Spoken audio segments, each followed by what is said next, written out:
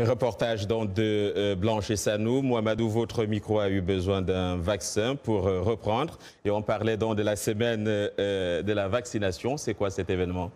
Alors, c'est une semaine capitale parce qu'il faut rappeler que selon l'OMS, la vaccination permet de sauver 2 à 3 millions de vies chaque année dans le monde. Il faut dire que cette semaine est très importante parce qu'elle permet de remobiliser tous les acteurs impliqués dans la vaccination. L'OMS et ses partenaires, principalement cette année, souhaitent 3 choses. 1. Souligner l'importance de la vaccination et les lacunes de la couverture. Signaler aux pays donateurs l'intérêt des vaccins et l'importance d'investir dans les efforts de vaccination. Et enfin, montrer comment chaque donateur ou particulier peut et doit contribuer au progrès en matière de vaccination. Et Mohamedou, comment expliquez-vous que malgré l'importance de la vaccination, que certaines personnes ne se vaccinent pas?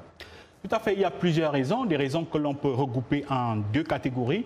Il y a les problèmes d'accès aux vaccins.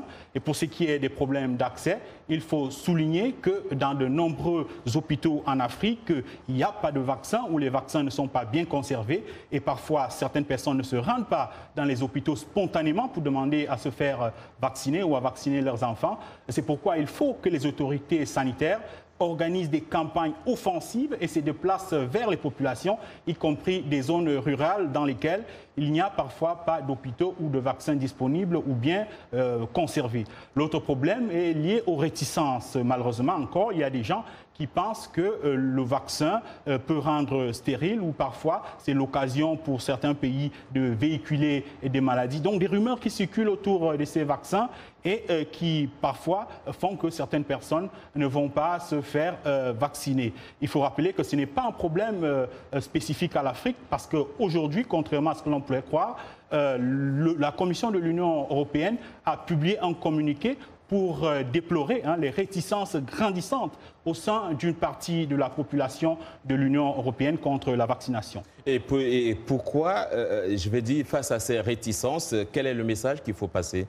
Le message est clair, il faut se vacciner. Il ne faut pas attendre d'être malade pour se vacciner. Il faut se féliciter déjà que dans de nombreux pays, pour entrer dans les territoires de ces pays, il faut être vacciné, par exemple contre la fièvre jaune. Mais il n'y a pas que la fièvre jaune. L'OMS et ses partenaires ont mis en place depuis 1974 ce qu'on appelle des programmes élargis de vaccination qui intègrent plusieurs vaccins.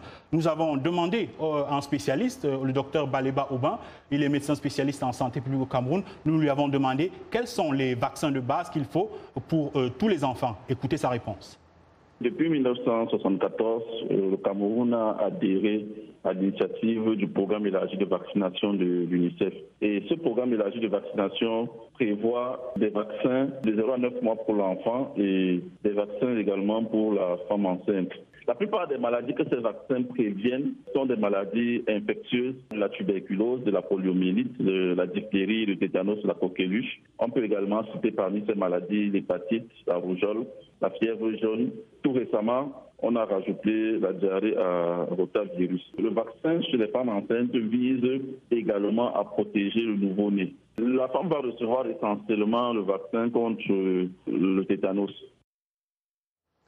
Merci au docteur Baleba Aubin. Donc, merci à vous, Mohamedou Oumfa. On va accueillir sur ce plateau Yacouba